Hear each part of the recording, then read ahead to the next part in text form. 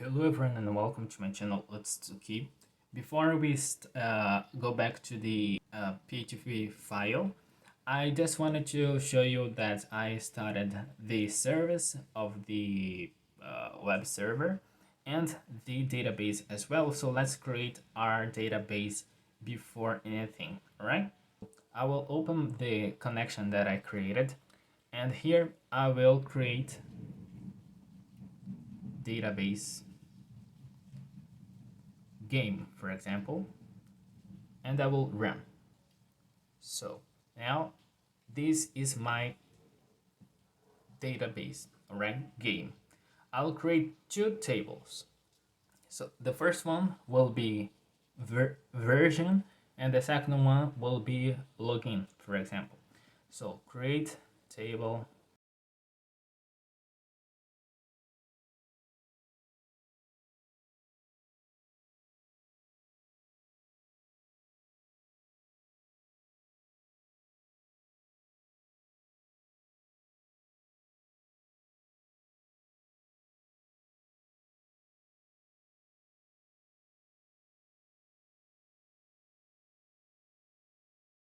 Okay, guys, I forgot some database, the auto increment have the under score, some not. I think Postgres does not have, but MySQL have actually. Whatever.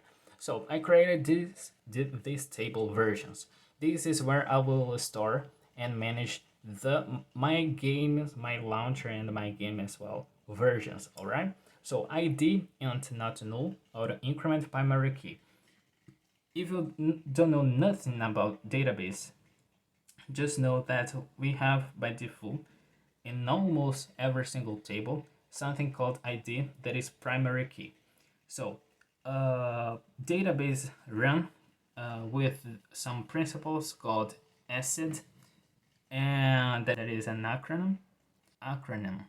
And in order to maintain this consistency, uh, we use some data, some fields, in order to make everything related to each other. So we are able to not only identify certain data, or actually set of data, by one small and very easy to check data, but also it is relationship. ID by default is the most used one. It's a number that always increases, so we have 1, 2, 3, and so on.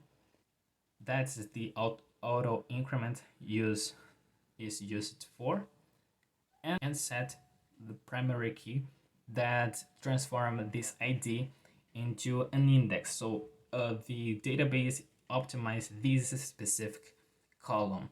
So we have the version. This version field will just to store what version the game, the latest version of the game. So, for example, game that is the version 1.7.2, such as Minecraft, 1.10. I don't know. So this is what it will be used for. Usually version controls use four numbers. So the first one is the application version, the second one is the major, the third one is the minor, and the fourth is the patch. All right. So if you're gonna use this type of versioning, 8 chars won't be enough. All right.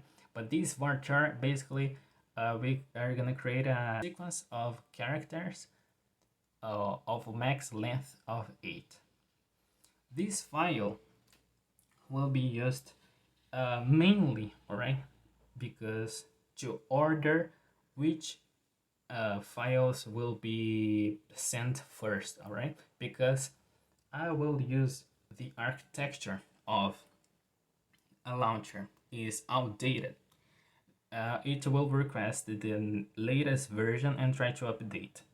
So the folder that have the whole game will be deleted and will be reconstructed. All right, this is the version that I'm creating. If you're gonna create another version, such as every single time, you are gonna check what files changed, what not, and remove only these files that actually it's pretty useful, all right, to go on. But I think it's not as easy as I want to explain. That's why I'm using this. I will just remove everything and get back everything, all right. And the created at field is just to have a tracker where the latest update happened. Actually, created at is also created with updated at field, right? Both field usually is accompanied by the other, all right? So we already have the table version. So now let's go to the other one that it will hold the login. All right, you might want to have actually users table instead of the login or profile, but I will do something like this. This client, this launcher will only like be used to start the game and update the game. Certain launchers for certain games, such as one that I used to play a lot, actually let you have different profiles under the same login. So maybe you want to go with something like this, all right? But I won't. So now I will create a table for login. I created the login table. As you can see, ID auto increment as well. The login is a varchar with the max number of 16 characters, and I used unique. All right, so each login should be unique. Password, text not null. By default, I'm pretty sure text is just a varchar of length 255. Created timestamp with default current timestamp. I think I didn't explain the default part. Basically, the default is the one that will start on, right? And I also used a trigger in the updated at. So as you can see, I added on update current timestamp. So anytime this table receive actually a tuple, all right, a row, a set of data. If this set of data receive any type of change, the updated at will be updated as well with the current timestamp. So it's a good way to have to track the latest change, right? So this is our table for now. There is no reason to make this more complicated unless you have more features.